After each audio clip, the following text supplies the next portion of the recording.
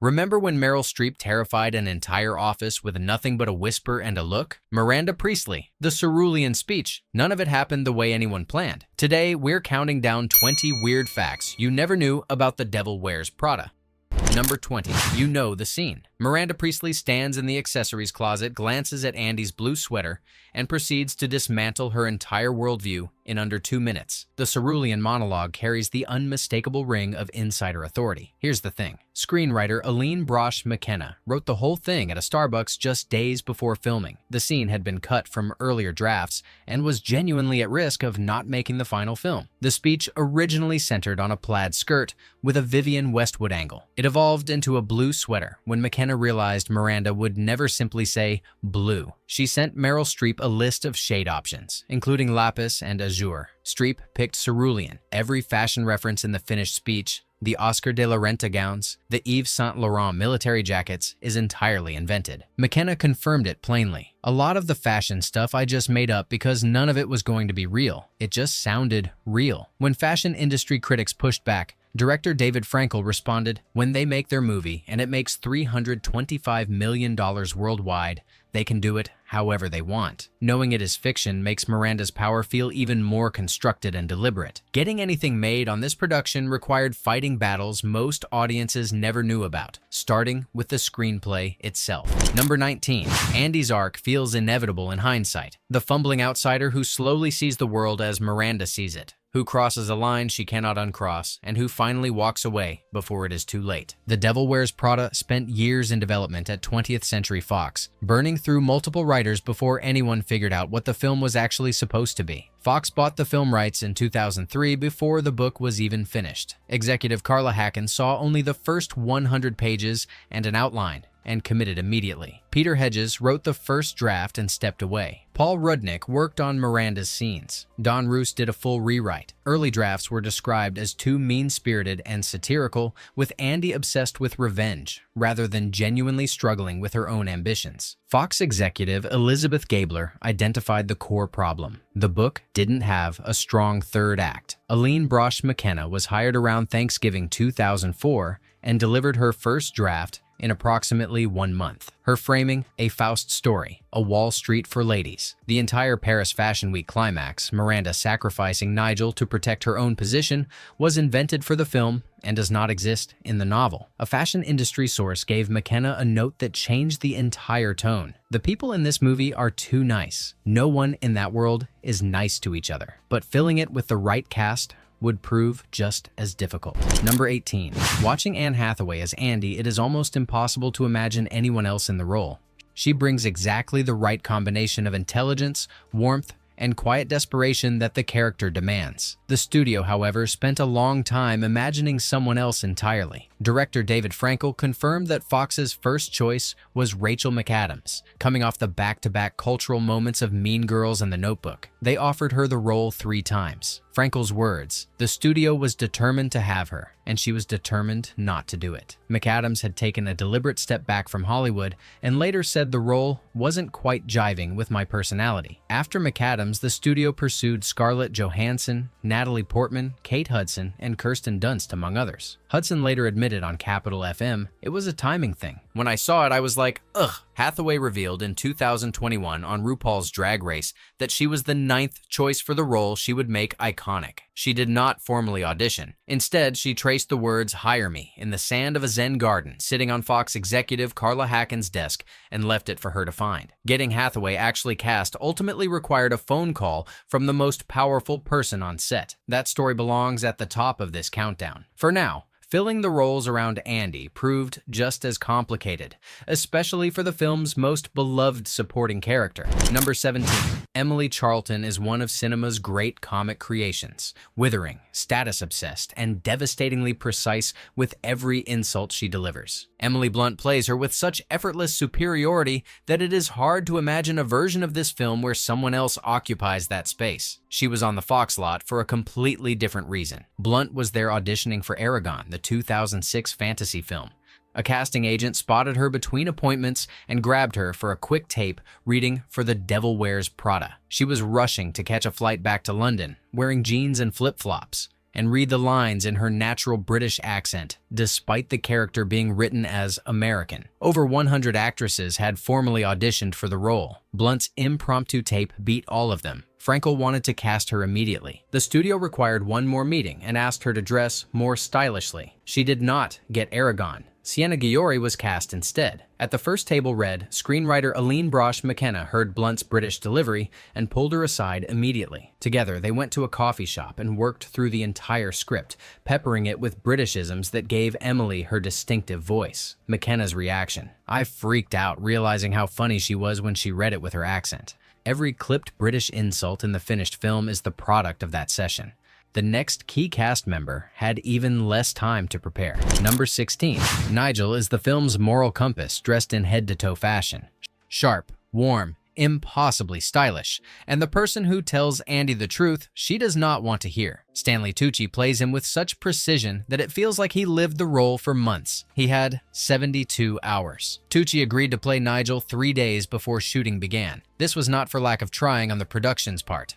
Approximately 150 actors auditioned for the role. Among them were BBC presenter Graham Norton, Barney's creative director Simon Doonan, and e-fashion commentator Robert Verdi. Verdi later claimed the auditions for real fashion figures were nothing more than a carefully orchestrated piece of unpaid research to give the eventual actor filmed reference material. Daniel Sunjata originally read for Nigel but was unenthusiastic. He asked to audition for James Holt instead and got that role. Tucci's response, delivered to fans at Wizard World Comic-Con: "I think they scoured the earth till they came to me." Once on set, Tucci improvised extensively. For the sample sizes seen, Emily Blunt recalled him doing at least 10 variations, escalating inventories of solutions including a little duct tape, fishing wire, Crisco, until the room could barely hold it together. His performance feels like something built over months. It was built in 3 days. Even the film's supermodel was almost not there, and her reason for nearly saying no was completely unexpected. Number 15. Serena is a small role with an outsized emotional function. She is the only person at Runway who treats Andy with genuine warmth, and her one moment defending Andy in front of the group carries real weight precisely because it is unexpected in that world. The world's most famous supermodel almost turned the role down because she did not want to play a model. Screenwriter Aline Brosh McKenna pitched Bunchen on a plane to Los Angeles, reportedly repeating, Meryl Streep, movie, Meryl Streep, to get her attention over the noise. Bunchen shut it down immediately. "No, I'm not interested. I'm not going to play a model. I do that every day." McKenna went back and rewrote the role entirely, transforming Serena from a model into a Runway editorial employee with a desk, dialogue, and a point of view in the room. That revision convinced Bunchen to say yes, though she remained openly nervous. Her reasoning: "It was Meryl Streep, who I think is the best actress of all time. So I was like, I hope I don't screw this up." On set, she improvised her own line defending Andy. The simple and direct, "She looks good." The crew loved it, and it stayed in the final cut. Serena's warmth feels grounded rather than decorative, because the real supermodel playing her refused to be decoration. While the cast was coming together, the production was quietly losing a war that could have destroyed the film's credibility entirely. Number 14. The runway offices in The Devil Wears Prada feel convincingly real. The tension in the hallways, the precision of the styling, the sense that real fashion power operates through this space, all of it registers as authentic. Getting there required a behind-the-scenes battle the finished film gives no hint of. The fashion industry did not want to cooperate. Most of them were simply afraid. Meryl Streep confirmed it plainly. "Everybody was afraid of Anna on the first one, so we couldn't find any clothes. Nobody would give us any clothes." Screenwriter Aline Brosh McKenna's research was hampered throughout. Sources she approached were afraid of Anna and Vogue, not wanting to be blacklisted. The Metropolitan Museum of Art refused to allow filming, citing its close ties to the Met Gala, which Wintour chairs. Production designer Jess Gonchor reportedly snuck into Vogue's offices to study Wintour's actual workspace. His recreation was apparently so accurate that Wintour redecorated her own office after seeing the finished film. The standoff broke when Prada agreed to cooperate. Once Prada opened the door, other houses followed. Valentino Garavani appeared as himself in the film, partly as a direct thank you for lending his designs. He was the only major designer to appear on screen. Knowing the offices were built partly through espionage and partly through one fashion house's courage makes the production design its own story. But Wintour's shadow reached all the way to the film's most famous location, which barely existed. Number 13. Andy's transformation is one of the film's central pleasures. The moment she steps out in head-to-toe Chanel, when the runway world finally recognizes her as one of its own, carries real emotional weight. The wardrobe that powers that transformation, along with everything Miranda wears and everything the runway office displays, represents some of the most recognizable fashion in cinema. Costume designer Patricia Field had $100,000 to pull it off. For a film about fashion, that is not a lot of money. The actual value of wardrobe on screen reached approximately $1 million. Field made up the difference through personal relationships with designers who loaned and donated garments. The single most expensive item was a $100,000 Fred Leighton necklace worn by Streep, borrowed for the production. Miranda's wardrobe was assembled from Donna Karan's archives, classic pieces from the late 1980s and early 1990s that did not look dated on screen. Field deliberately avoided copying Anna Wintour's actual style. For Andy's transformation, Field chose Chanel throughout. Her reasoning: I felt she was a Chanel girl organically. Chanel cooperated eagerly, seeing the film as an opportunity to reach younger audiences. Field earned an Academy Award nomination for Best Costume Design. Every outfit on screen carries invisible weight. The borrowed necklaces, the archival pulls, the favors called in across the industry. The luxury is real, but it was assembled like a puzzle with almost no money. Budget pressure shaped more than the wardrobe. It quietly rebuilt the geography of the entire film. Number 12. The Paris sequences in The Devil Wears Prada feel lush and unmistakably European. The light, the interiors, the sense of a city that operates on different rules,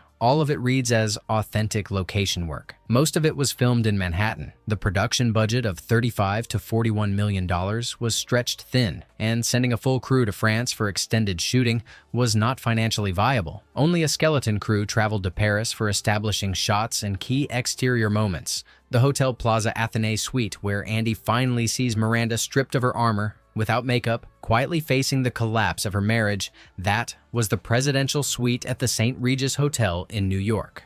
The Parisian restaurant where Andy dines with Christian Thompson was L'Absinthe on East 67th Street in Manhattan. It closed in 2014. The hotel where Christian stays during Paris Fashion Week was the W Times Square on Broadway. The few genuinely Parisian locations included Place de la Concorde, where Andy throws her phone into the Fontaine de la Concorde in one of the film's most cathartic moments. Principal photography ran 57 days from October through December 2005, almost entirely in New York City. The Paris scenes now reveal their seams on rewatch, careful camera angles, tight interior framing designed to keep Midtown Manhattan out of the frame. The illusions held, but the biggest pressure was still coming, arriving in the form of the woman everyone wanted to please. Number 11. There is a particular irony embedded in The Devil Wears Prada's cultural history. The woman whose influence caused the fashion industry to boycott the film showed up to the premiere wearing the brand in the title. Anna Wintour reportedly predicted the film would go straight to DVD. She arrived at the New York premiere, by her own later account, completely having no idea what the film was going to be about. Throughout the screening, her daughter sat beside her and kept nudging her with the same observation. They got that right. Wintour later told David Letterman, "I seem to remember that actually the movie was fiction, and we really like fiction at Vogue." She told Barbara Walters the film was really entertaining and appreciated how it showed all the hard work that goes into the making of a magazine. Writer Alison Herman observed that the film transformed Wintour's image from that of a mere public figure into that of a cultural icon. Director David Frankel believes some resentment lingered regardless. Wintour reportedly refused to shake his hand at a tennis tournament years later. The woman who made designers too afraid to cooperate ended up benefiting most from the portrait she tried to suppress. That outcome defines one of the more remarkable ironies in modern Hollywood history. The film she feared became the document that elevated her. But nothing surprised the production team more than what happened at the very first table read. All right, we're at the halfway mark, and things are about to get even wilder. Before we hit the top 10, what's your favorite Devil Wears Prada quote or moment? Drop it in the comments below, and if you're enjoying this, smash that like button and subscribe. It really does help the channel grow. Number 10. Every actor, writer, and producer who gathered for the first full table read of The Devil Wears Prada came in with the same expectation. Miranda Priestly would arrive loud, strident, the voice of absolute command filling whatever room she entered. Meryl Streep sat down, and basically whispered. Anne Hathaway's recollection is vivid. Everybody in the room drew a collective gasp. It was so unexpected and brilliant. Co-star Tracy Toms confirmed the same experience. We could barely hear her. The quiet voice was not an impulsive choice made in the moment. Streep and director David Frankel had discussed it in advance. Frankel had pushed this idea from the beginning. My view was that we should be grateful for excellence. Why do the excellent people have to be nice? The whisper was the answer to that question. A softness that forced everyone around Miranda to lean in, creating a power dynamic that felt genuinely terrifying because it demanded active participation. Choosing to listen meant she had already won. The decision set the tone for the entire production. Every other performance adjusted to orbit around Miranda's gravitational quiet. Miranda's calm on screen is not restraint. It is engineering. Every soft-spoken instruction carries the knowledge that Streep chose not to be loud. And that choice is what makes every word land harder. Streep arrived at that first reading with the character essentially complete. The deeper inspiration behind Miranda came from somewhere no one expected. Number 9. Audiences have always assumed Miranda Priestly is an Anna Wintour impression. Meryl Streep has consistently pushed back on this. The character was assembled from entirely different sources. The quiet authority that defines Miranda came from director Clint Eastwood, who directed Streep in The Bridges of Madison County. Her observation about Eastwood: he never ever raises his voice and everyone has to lean in to listen, and he is automatically the most powerful person in the room. The cutting, self-amused irony came from director Mike Nichols, who directed Streep in Silkwood, Heartburn, and Angels in America. Her description of Nichols' method: the cruelest cutting remark, if it is delivered with a tiny, self-amused curlicue of irony, is the most effective instruction. Streep told Stephen Colbert, "If Mike Nichols and Clint Eastwood had a baby, it would be Miranda Priestly." Nichols was reportedly thrilled to learn this. The physical appearance drew from model Carmen De La Refis and Christine Lagarde, a combination Streep described as unassailable elegance and authority. She explained her decision to use men as models with characteristic directness. There simply were not enough women in positions of comparable power to study. Miranda is a composite of male authority figures filtered through an actress who had no female template for this kind of power. Her final note on the physical performance: the walk, I'm afraid, is mine. The inspiration was locked in, but maintaining it came at a real personal cost that Streep has never repeated since. Number 8. The consistent dread that surrounds Miranda Priestly in every scene is one of the film's defining qualities.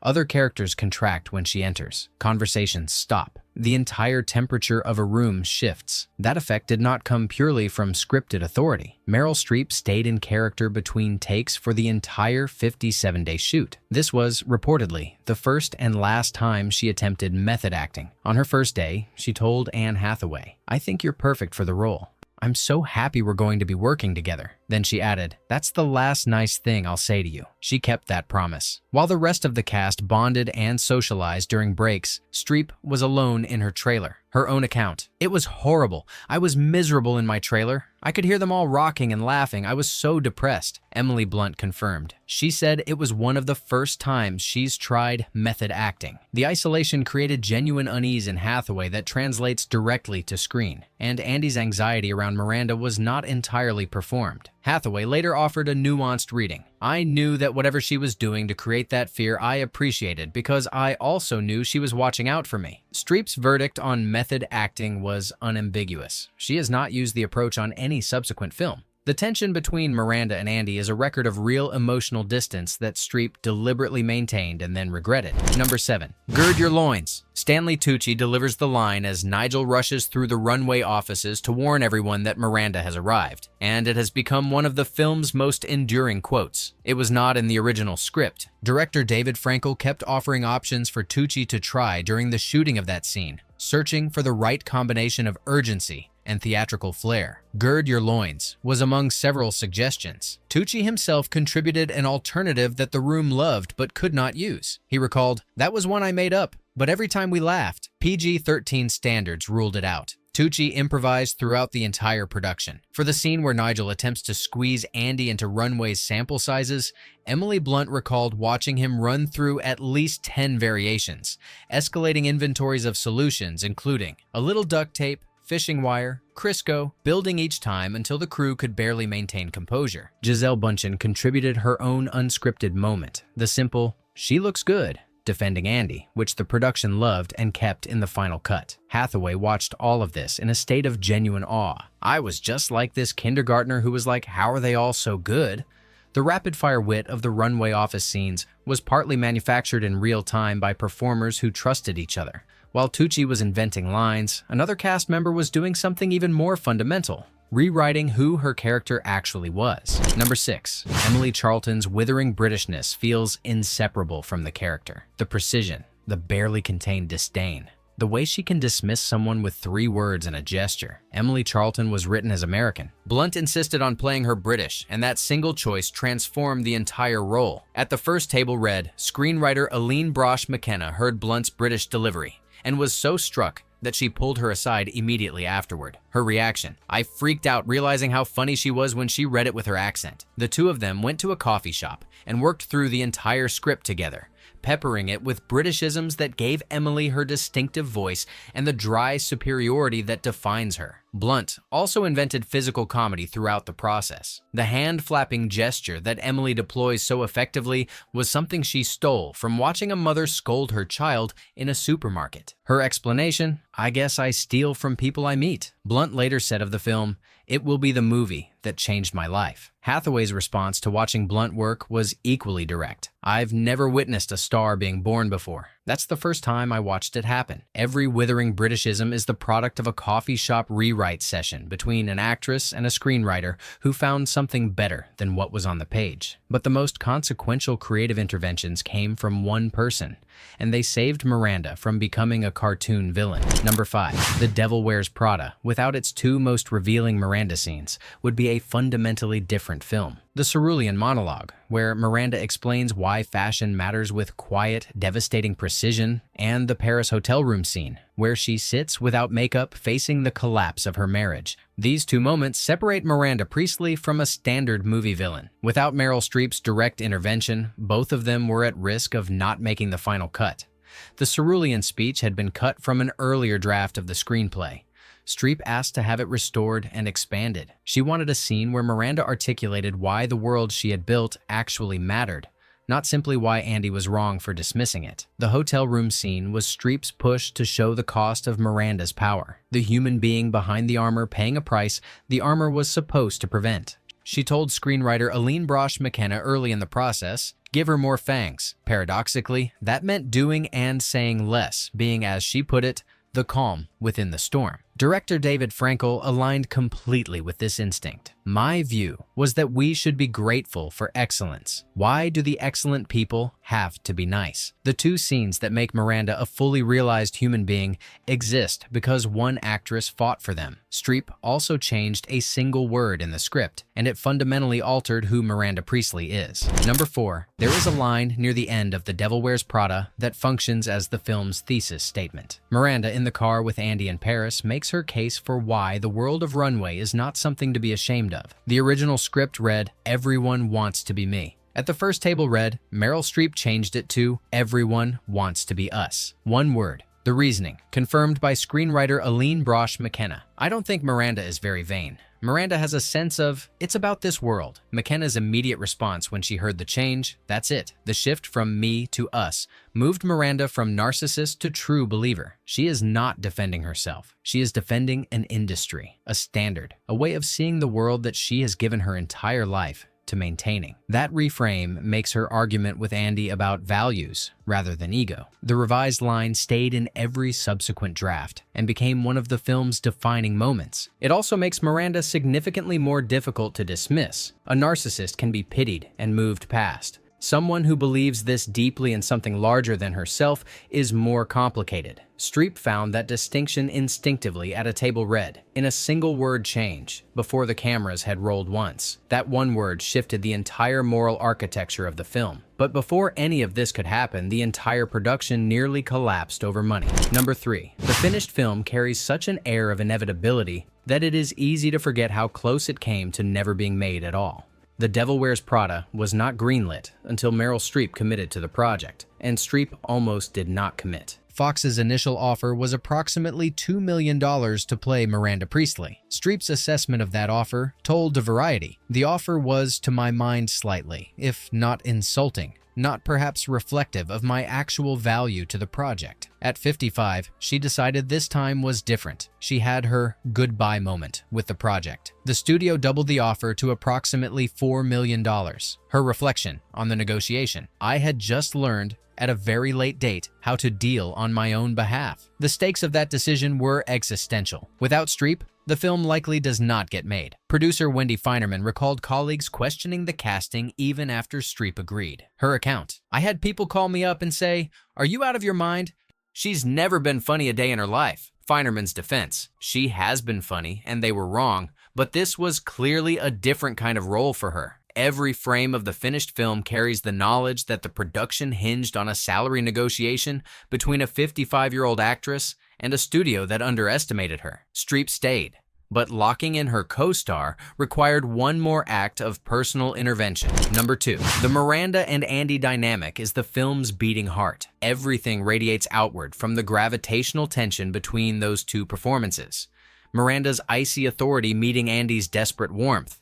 The way each one changes the other. That dynamic exists because of a phone call. After committing to the film, Streep began watching potential co-stars and screened Anne Hathaway's work in Brokeback Mountain, specifically studying her performance as Lorene Newsome Twist. Director David Frankel's account is direct. Meryl watched that scene from the movie. She met with her and called up Tom Rothman at Fox and said, "Yeah, this girl's great, and I think we'll work well together." The studio had resisted Hathaway throughout the casting process. Frankel confirmed, "We started negotiating with Annie to make a deal, and that didn't go well with the studio." Streep's personal call to Fox studio head Tom Rothman ended the debate. This was the 9th choice actress, the one who traced "Hire Me" in desk sand, the one who waited while 5 bigger names said no. When Hathaway got the call, she was at home. Her own account: I remember running out in my living room, half-dressed, screaming, "I got the Devil Wears Prada! I got the Devil Wears Prada." Every shared glance, every whispered instruction between Miranda and Andy traces back to one actress watching another in a different film and picking up the phone. The studio never would have made that pairing happen. Streep made it happen herself. Number 1. Nigel and Emily, the film's sharpest double act. The two characters who together form the connective tissue of the runway world, holding the film's most cynical and most loyal energies in constant productive tension. Stanley Tucci and Emily Blunt play those characters. At the 2006 New York premiere of The Devil Wears Prada, Tucci met Felicity Blunt, Emily Blunt's older sister. Tucci's late wife Kate was also at the premiere that evening and spoke with Felicity. Years later, Emily Blunt married John Krasinski in 2010, and Tucci attended the wedding. There, he reconnected with Felicity Blunt. Stanley Tucci and Felicity Blunt married in 2012. Emily Blunt's reaction to this sequence of events told to Variety, 10 years after The Devil Wears Prada, "Stanley is in my actual family. How frightening is that?" A film about the collision between professional ambition and personal life created a real and lasting family bond between two of its stars. The man who was cast 72 hours before filming began ended up permanently connected to the actress, who auditioned in flip-flops on the wrong lot. Neither of them were supposed to be there. Both of them ended up in each other's actual lives because of a movie that almost cast entirely different people. Every scene between Nigel and Emily now carries the warmth of two performers who would eventually become actual family, a relationship the film created without knowing it, and one that has lasted long after the credits rolled. The Devil Wears Prada arrived as counter-programming in the summer of 2006 and became a cultural institution that has never faded. Behind the cerulean monologues and the coat-throwing montages was a production held together by improvisation, borrowed culture, and creative stubbornness. 4 failed scripts, a fashion industry boycott, a faked Paris, and a leading lady who was 9th in line. What makes it endure is the accumulation of unlikely decisions. A whisper instead of a shout, us instead of me, an accidental audition in flip-flops, and one phone call the studio never wanted to make. None of it was guaranteed. If this video surprised you, drop your favorite fact in the comments, like, subscribe, and share this with someone who loves this movie as much as you do. And as always, that's all. We'll see you next time.